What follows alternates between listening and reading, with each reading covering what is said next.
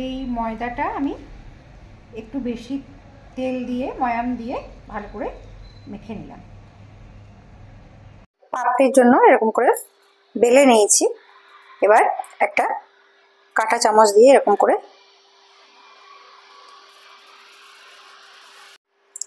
করে কেটে নেব।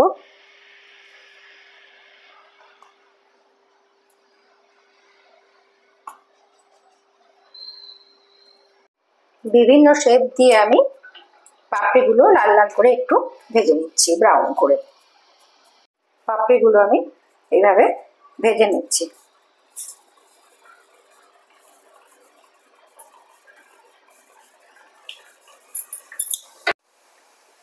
এইভাবে আমি পাপড়িগুলো ব্রাউন করে ভেজে নেব। পাপড়িগুলো আমি এরকম করে তৈরি করে নিয়েছি। এবার এর উপরে আমি একটু করে আলু,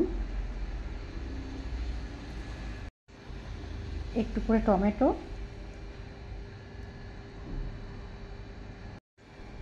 একটু করে লঙ্কা, একটু করে ধনে পাতা দিলাম, এর উপরে সেও দিলাম,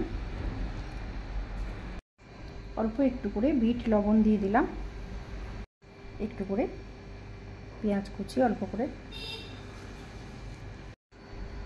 একটু করে চাটনি দিয়ে দিলাম তেঁতুলের,